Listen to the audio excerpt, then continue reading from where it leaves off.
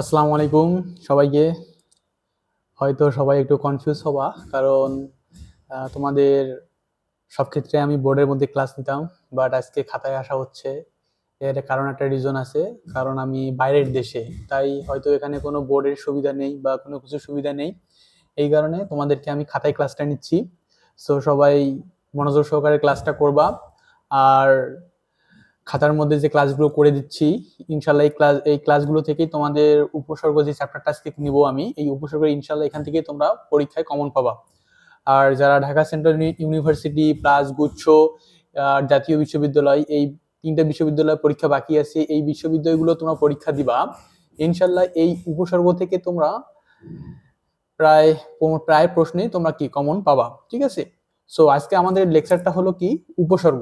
দেখো, এখানে উপসর্গের কোনো কিছু বোঝার নেই, কিছু বোঝার আছে, যেগুলো আমি তোমাদের যখন উপসর্গগুলো শেষ করব, অর্থাৎ যে তোমাদের তিনটে উপসর্গ আছে, তৎসম উপসর্গ, খাঁটি বাংলা উপসর্গ, বিদেশি উপসর্গ, এই উপসর্গগুলো যখন আমি তোমার শেষ করব, তখন আমি তোমাদের একটা রুলস শিখাই দেবো যে কিভাবে উপসর্গগুলো বের করতে হয়। তার আগে আমাদের শিখতে হবে যে খাঁটি বাংলা কোনটা, তারপর তোমাদের তৎসম কোনটা, বিদেশি কোনটা, ঠিক আছে। সো এগুলো আমাদের আগে শিখতে হবে। সো আমরা দেরি না করে আমরা শুরু করে দেই। আমি খাতায় কিছু লিখে রাখছি তোমাদের সময় বাঁচানোর জন্য, সো তোমরা খাতাগুলো থেকে একটু তুলে নিবা, ঠিক আছে। সো দেখো, আমি এগুলো লিখে রাখছি ফার্স্টেই, এগুলো আমার নোট, অনেক আগের নোট, এগুলো থেকেই আমি তোমাদেরকে পড়াই। সো আজকে আমি পুরো আমার নোটটাই তোমাদেরকে পড়াই দিচ্ছি। দেখো, একটু মনোযোগ সহকারে তোমরা পড়বা। ইনশাল্লাহ এই নোটগুলো থেকেই কিন্তু আমার পরীক্ষায় প্রশ্ন আসে, ঠিক আছে। কিন্তু তোমাকে বুঝতে পারো না যে বোর্ডের মধ্যে যখন লিখে দেই, তখন তো সবকিছু লিখে দেওয়া হয় না, যেগুলো ইম্পর্টেন্ট শুধু সেগুলোই আমি তোমাদেরকে লিখে দিই। বাট আজকে পুরোটাই, যেগুলো ইম্পর্টেন্ট না সেগুলো আছে, যেগুলো ইম্পর্টেন্ট সেগুলোও আছে, ঠিক আছে। তো দেখো, প্রথমে আমরা কি আসি, উপসর্গ, ঠিক আছে। উপসর্গের ইংরেজি হলো কি, প্রিফিক্স। উপসর্গের ইংরেজি কি আমার, প্রিফিক্স। ইংরেজি প্রিফিক্স শব্দকে বাংলায় কি বলা হয়, আমাদের উপসর্গ। আমরা যে সাফিক্স প্রিফিক্স পড়ছিলাম, সেই তোমাদের সাফিক্স সাফিক্স প্রিফিক্স, প্রিফিক্স অর্থ উপসর্গ, আর তোমাদের সাফিক্স অর্থ কি, প্রত্যয়, ঠিক আছে। এখন দেখো, এই উপসর্গ কাকে বলে? যে অর্থহীন শব্দাংশ অন্য শব্দের শুরুতে বসে নতুন শব্দ গঠন করে, তাকে কি বলে, উপসর্গ বলে। আরেকবার মাথায় ঢুকে নাও, যে অর্থহীন, যে অর্থহীন শব্দাংশ অন্য শব্দের শুরুতে বসে, এই যে অর্থহীন শব্দাংশ কি করছে, অন্য শব্দের শুরুতে কি করছে, বসছে, এবং নতুন শব্দটা কি করছে, গঠন করছে। গঠন করে কি হয়েছে আমার, অজানা, ঠিক আছে। নতুন শব্দ গঠন করে কি হয়েছে আমার, অজানা তৈরি হয়েছে, ঠিক আছে।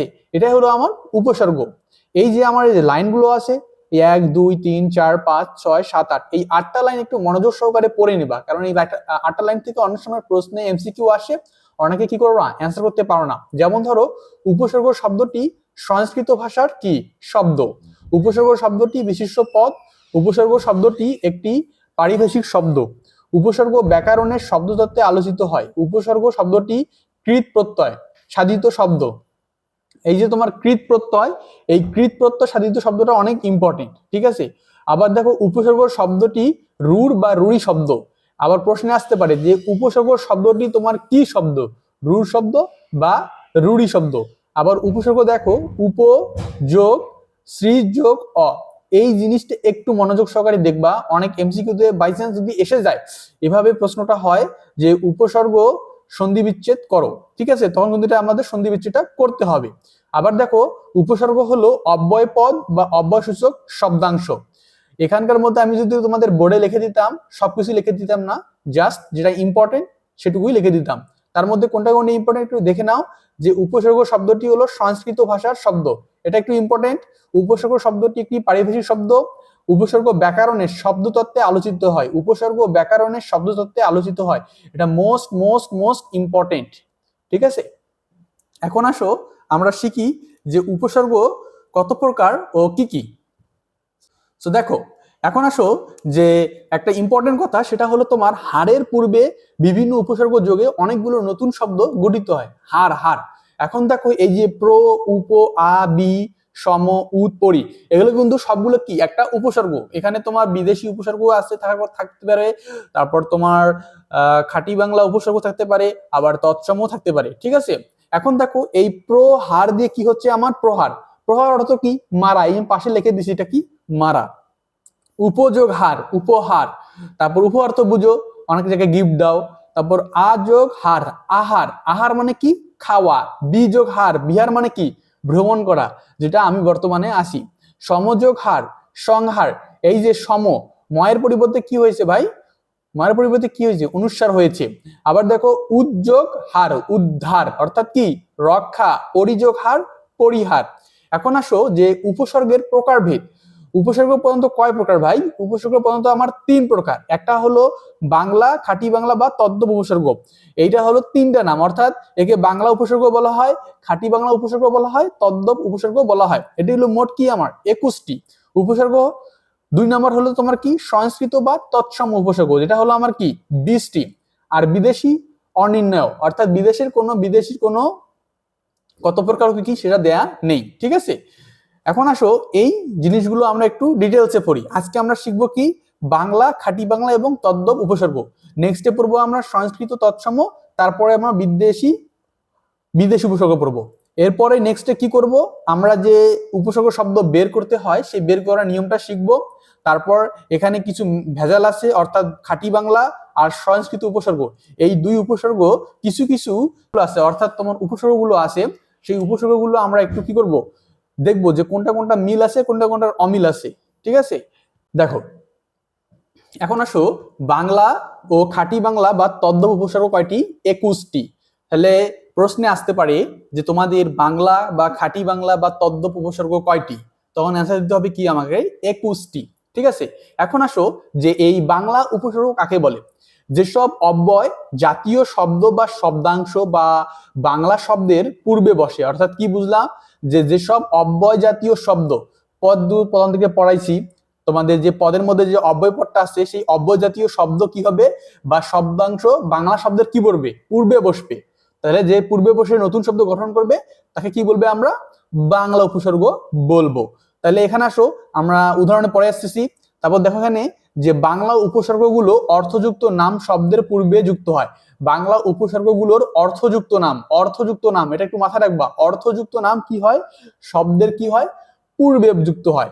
আবার বাংলা উপসর্গ স্বতন্ত্রভাবে বাক্যে ব্যবহৃত হয় না, এটাও কিন্তু মনে রাখবা যে সংস্কৃত উপসর্গের মতো ধাতুর পূর্বেও যুক্ত হয় না। এখন আসো এই বাংলা উপসর্গ কয়টি? 21টি। এই 21টি উপসর্গ আমরা একটু পড়ে নেই। তাকে বলে নেই, দেখো যে বাংলা উপসর্গ কিন্তু বোঝার কিছুই নেই। যদি তুমি এগুলো মুখস্থ করে মাথায় রাখতে না পারো তাহলে কিন্তু তুমি বাংলা উপসর্গে অ্যান্সার করতে পারবে না। তার থেকে বড় একটা কথা হলো, যত তুমি এমসিকিউ সলভ করবা তত তোমার উপসর্গ কি হবে? আয়ত্তে আসবে। যখনই তুমি শুধু এইটা মানে মুখস্থ করবা, করে কোনো এমসিকিউ সলভ করবে না, তাহলে কিন্তু তুমি অ্যান্সার করতে পারবা না। ঠিক আছে, তো দেখো অ, অঘা, অজ, অনা, আ, আর, আন, আব, ইতি, উন, কদ, কু, নি, পাতি, বি, ভর, রাম, স, সা, সু, হা। ঠিক আছে, এই 21টি হলো কি আমার বাংলা উপসর্গ। আমি একটা শব্দ চেনার জন্য আমি একটা কি বলে এটাকে? চিঠি। আমি তোমাদের জন্য একটা চিঠি বানাইছি, সেই চিঠিটা যদি তোমরা পড়তে পারো তোমাদের জন্য বেটার, কারণ আমি আমার মতো করে এটা তৈরি করেছি। সো শুরু করি, দেখো কেমন লাগে পড়তে। ঠিক আছে, দেখো এটা হলো আমার বানানো একটা চিঠি, অর্থাৎ চেনার উপায়। ঠিক আছে, দেখো প্রিয় হাসুরাম, ইতিমধ্যে নিখোঁজের আবছায়া অনাদার, অজপাড়া গায়ে অঝরে আর চোখে আনুমান, সঠিক আগাছা সামরিস, ভর দুপুরে উনাবর্ষা বিকল, অঘারামের পাতিহাস কু অভ্যাসের কদর নেই। এটা হলো আমি বানাইছি। দেখো এই যে তোমাদের এই যে ইতিমধ্যে, নিখোঁজ, আবছায়া, অনাদার, অজপাড়াগা, অঝরে, আরচোক, আনমান, সঠিক, আগাছা সামরিস, ভরদুপুর, উনাবর্ষা, বিকল, অঘারাম, পাতিহাস, কু অভ্যাস, কদর। এগুলো কিন্তু তোমার কি? এগুলো সবগুলো হলো তোমার একটা যে ব্যবহারের যে তোমার এই যে অঘা অঘ উপসর্গগুলো আছে, সেই উপসর্গ এগুলো সবগুলোটারই উদাহরণ। এই উদাহরণের মাধ্যমে আমি কি চিঠিটা বানিয়েছি। ঠিক আছে, যদি এটা তুমি পড়তে বা মুখস্থ করতে পারো তাহলে তোমার ধরতে পারো যে তোমাদের 50% বা 40% তোমাদের যে উদাহরণগুলো আছে, সেই যেমন ধরো ইতির উদাহরণ ইতিমধ্যে, নির উদাহরণ নিখোঁজ, আবছায়ার উদাহরণ কি? আবছায়া। এগুলো আমরা কি একটু আয়ত্তে আনতে পারবো। ঠিক আছে, তো সবাই চেষ্টা করবা এই যে এই চেনার উপায়টা একটু মুখস্থ রাখার। তাহলে কিন্তু তোমাদের মনে করো কি একদম তোমাদের জিনিসটা কনসেপ্টটা ক্লিয়ার হয়ে যাবে যে বাংলা উপসর্গের যা যা আছে 21টি। ঠিক আছে, আমরা একটু প্র্যাকটিস করে দেখি যে উপসর্গ 21টি এখানে আছে কি নেই। দেখো দেখো এখানে একটা, দুইটা, তিনটা, চারটা, পাঁচটা, ছয়টা, সাতটা, আটটা, নয়টা, 10টা, 11টা, 12টা, 13, 14, 15, 16, 17, 18, 19, 20, 21। তাহলে কি আমার এই চিঠিটাতে কি আছে? 21টা আছে। ঠিক আছে, এখন আসো আমরা ব্যবহার সম্পর্কে শিখবো। এই যে আমি এই উদাহরণগুলো দিছি না, এই উদাহরণগুলো থেকে কিন্তু ম্যাক্সিমাম প্রশ্ন হয়ে থাকে। ঠিক আছে, এই উদাহরণের বাইরে ইনশাল্লাহ কোনো প্রশ্ন হয় না। আমি তোমাদের বোর্ডের মধ্যে যখন লিখে দিই তখন কিন্তু 2টা করে উদাহরণ দিয়ে দেই। আমার খাতার মধ্যে সব উদাহরণ থাকে, এটা আমার মানে জবের ক্ষেত্রে এটা আমার তৈরি করা। ঠিক আছে, দেখো যে শুরু করে দেই ব্যবহার। প্রথমে কি ছিল আমাদের?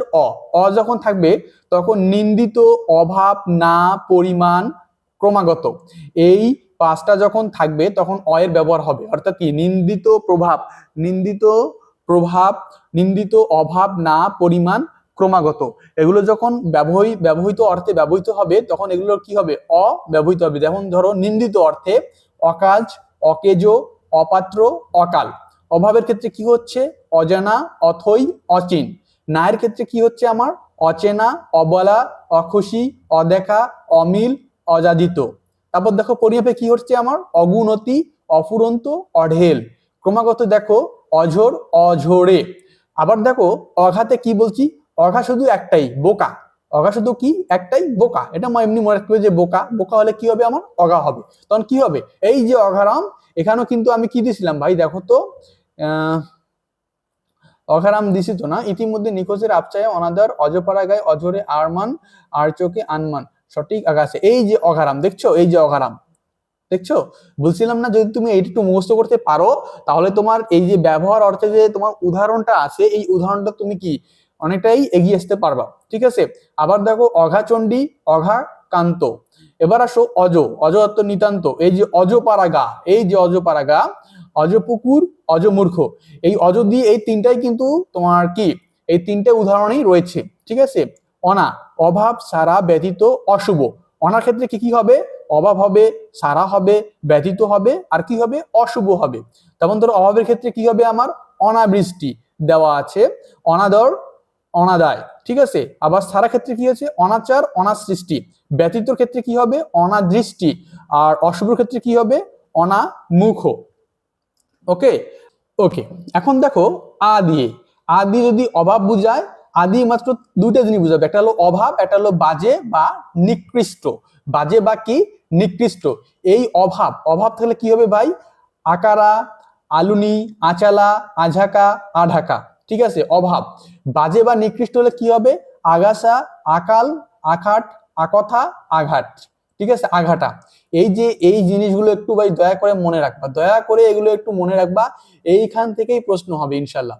যে 3টে ইউনিভার্সিটি আছে, ঢাকা সেন্ট্রাল ইউনিভার্সিটি, গুস্ট এবং কি তোমার জাতীয়, এগুলো থেকেই তোমাদের ইনশাল্লাহ আমাদের প্রশ্নটা হবে। দেখিও যদি উপসর্গ থেকে প্রশ্ন হয়, আর উপসর্গ থেকে মাস্ট একটা না দুটা প্রশ্ন হয়, দুইটা না বেকার ম্যাক্সিমাম 3 থেকে 4টা প্রশ্ন উপসর্গ থেকে আসে, এমন দেখা গেছে। ঠিক আছে, তাই উপসর্গ কখনো বাদ দিবা না।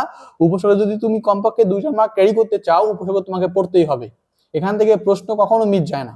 দেখো আর, আধা বা প্রায়, আর মোড়া, আর পাগলা, আর খেপা। তারপর যখন থাকবে বিশিষ্টের ক্ষেত্রে আর কোলা, আর গড়া, আর কাঠি। তারপর বক্রের ক্ষেত্রে কি হবে ভাই? আর চোখে, আর নয়নে।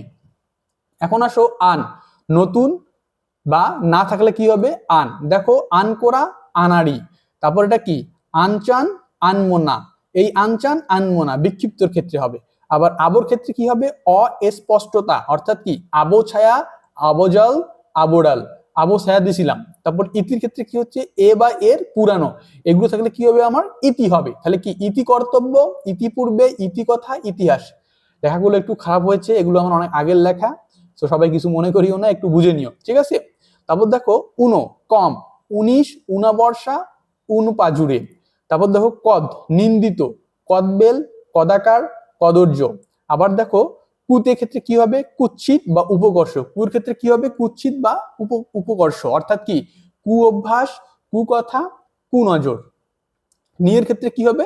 শুধু নাই, অর্থাৎ কি নিখুঁত, নিখোঁজ, নিলাস, নিরেট, নির্দয়, অর্থাৎ যেগুলো নাই সেগুলোই কি হবে নির ক্ষেত্রে। পাতির ক্ষেত্রে কি শুধু ক্ষুদ্র, পাতির ক্ষেত্রে কি শুধু ক্ষুদ্র, পাতিহাস, পাতি শিয়াল, পাতি নেতা, জনগণ বলে না যে পাতি নেতা এটা, এরকম, ঠিক আছে। বিয়ের ক্ষেত্রে কি নাই, ভিন্নতা বা নিন্দনীয়, এই তিনটার মধ্যে যদি কোনোটা থাকে তাহলে সেটা হবে কি আমার বি হবে ব্যবহার অর্থে, অর্থাৎ কি বিভুই, বিপদ, বিকল, বিকাল। ভরের ক্ষেত্রে কি হবে পূর্ণতা, পূর্ণতা হলে কি হবে আমার ভর হবে, অর্থাৎ কি ভর মানে এটা তোমার খাবার খেলে যে তোমার পেট ভরে সেটা হলো ভর পেট। তারপর ভরসাজ, ভরপুর, ভর দুপুর। রামের ক্ষেত্রে কি হবে বড় বা উৎকৃষ্টতা, অর্থাৎ কি রাম ছাগল, রাম সিংহা, রামদা, রাম বোকা, ঠিক আছে। এগুলো হলো তোমার কি উপসর্গের উদাহরণ, একটা কি হলো আমার ব্যবহার অর্থে। দন্ত স দিয়ে, দন্ত স দিয়ে কি হবে সঙ্গে সাথে সহিত, সঙ্গে সাথে সহিত, সঙ্গে সাথে সহিত, একদম ইজি। তাহলে কি স্বরাজ, সলাজ, সরব, সঠিক, সপাট। তারপর দেখো সায়ের ক্ষেত্রে উৎকৃষ্ট, সাজিরা, সাজোয়ান। তারপর সুয়ের ক্ষেত্রে কি উত্তম, সুনজর, সুখবর, সুদিন, সুকাজ। হায়ের ক্ষেত্রে কি হবে অভাব, হাপিত্যস্য, হাভাতে, হাঘরে, হাকপাল এবং কি হা হুতাশ, ঠিক আছে। এটা হলো আজকে আমাদের কি খাঁটি বাংলা বা বাংলা উপসর্গ। এরপরে নেক্সট ডে আমরা যাব তোমার কি তৎসমরা, তৎসম বা সংস্কৃত উপসর্গ। তারপর ধীরে ধীরে আমরা বাংলা বিদেশি উপসর্গ পড়বো। আর এরপর আমাদের যে চেনার উপায় আছে সেই চেনার উপায়টা আমরা কি পড়বো। তার আগে তোমাদের কিছু কথা বলে নেই, যে কথাগুলো তোমাদের ইম্পর্টেন্ট। দেখো যে তোমরা যারা এখনো গায়ে হাওয়া লাগায় আছো, যে যারা মনে করো যে যাদের লাস্ট চান্স, অর্থাৎ তোমাদের কি কি বাকি আছে এখন ভাই, তোমাদের বাকি আছে হলো গুস্ট, তারপর বাকি আছে তোমাদের এনইউ, আর বাকি আছে তোমাদের ডিসিইউ অর্থাৎ ঢাকা সেন্ট্রাল ইউনিভার্সিটি। এই তিনটা ইউনিভার্সিটি তোমাদের কি বাকি রয়েছে, ঠিক আছে। এই তিনটার মধ্যে যাদের গুস্টের প্রিপারেশন মাশাআল্লাহ ভালো, তারা তো মনে করো একটা সিট দখল করে নিবেই। এনইউ তো বাদ দাও, এনইউ তো মনে করো এবার পরীক্ষা, যারা মনে করো গ্রামগঞ্জে আছে, যাদের মনে করো নিজ এলাকায় বাড়ি, তারা কিন্তু সরকারিতে মনে করো যে বিভিন্ন সরকারিতে আবেদন করলে তাদের কিন্তু টেনে নিবে, এটা মাস্ট। তারপর ডিসিউ, এটা এখনো আবেদন হয়নি, বাট এটা হবে অতি শীঘ্রই, ঠিক আছে। এখন যারা গুস্টে চান্স পাবা না, বাই চান্স ধরো যারা গুস্টে চান্স পাবা না, তারা কিন্তু সবাই ঝুঁকে পড়বা কি ডিসিউতে একটা সিট নেওয়ার জন্য। তখন কিন্তু সেই কম্পিটিশনটা তোমাদের খুব বেশি হবে, কারণ এখানে second time plus first time থাকবে, এই দুইটা থাকবে। এই ফার্স্ট টাইম আর সেকেন্ড টাইম যখন থাকবে তখন কিন্তু লড়াইটা হবে অনেক বেশি। আর এর আগে সেকেন্ড টাইমে কিন্তু 3 মার্ক কর্তন করেছিল, এবার যদি 3 মার্ক কর্তন করে তাহলে তো তোমাদের জন্য টার্নিং পয়েন্ট, আর যদি কর্তন না করে তাহলে কিন্তু একটা হাড্ডাহাড্ডি লড়াই হবে। আর গতবারে আমি কিন্তু যে ডিসিউর জন্য বাংলা সেকেন্ড পার্ট পড়াইছিলাম সেখান থেকে কিন্তু ম্যাক্সিমাম প্রশ্ন হয়েছিল ইনশাল্লাহ। এর আগে সাজেশনে বলছিলাম যে বাংলা ফার্স্ট পার্ট থেকে প্রশ্ন হবে না, সো ওখান থেকে কোনো প্রশ্ন ম্যাক্সিমাম হয়নি, দু একটা ছাড়া। আর তোমার ব্যাকরণ থেকে কিন্তু বেশিরভাগ প্রশ্ন হয়েছে, ঠিক আছে। এবারও বলে দেবো কই কই থেকে প্রশ্ন হচ্ছে না হচ্ছে। সো সবাই আমাদের মনোযোগ সহকারে ক্লাসটা করো, আমাদের পেজটা ফলো করো, তোমাদের যারা বন্ধু বান্ধব আছে তাদেরকে একটু মেনশন করো, ইনভাইট দাও আমাদের পেজটাতে। আর একটা কথা বলে নেই যে আমি এর আগে বলছিলাম যে আমরা ডিসির জন্য একটা ক্লাস চালু করব, অর্থাৎ তোমাদের অনলাইন ক্লাস যেটা ফ্রি পড়াই আমরা হোয়াটসঅ্যাপ গ্রুপে, এটা আমরা এখন ওপেন করিনি, আমরা যখন ওপেন করব তখন আমরা আবার গ্রুপে জানাই দেব। কারণ এখন আমরা ডিসিউর যে সার্কুলারটা হবে সেটা আমরা এখনো নিশ্চিত হচ্ছি না, যখনই সার্কুলার নিশ্চিত হব তখনই দেখবা আমরা হোয়াটসঅ্যাপ গ্রুপ আমরা খুলবো, আলাদা করে আমরা পরীক্ষা নিব, ক্লাস নিব। তারপর এবারও বলছি যে এবার পিডিএফ দিব, প্লাস তোমাদের এক্সাম প্লাস ক্লাস, এই তিনটা আমি তোমাদের কি ফ্রি দিব, বা তিনটা আমি তোমাদের কি ফ্রি দিব, যে পিডিএফ, এক্সাম, ক্লাস। যাদের মানবিকের জন্য যাদের যে যে বই লাগবে, অর্থাৎ বাংলা ব্যাকরণ, তারপর তোমাদের বাংলা সাহিত্য, তারপর তোমাদের ইংরেজি ফার্স্ট পার্ট, সেকেন্ড পার্ট, সাধারণ জ্ঞান, এগুলো যাদের বই, যে বইগুলো লাগবে আমি ইনশাল্লাহ হোয়াটসঅ্যাপ গ্রুপে আমি বইগুলো পিডিএফ দিয়ে দেবো, ঠিক আছে। সো সবাই মনোযোগ সহকারে ক্লাসটা করো, ইনশাল্লাহ ভালো কিছু হবে, ঠিক আছে। সবাই ভালো থাকো, আল্লাহ হাফেজ।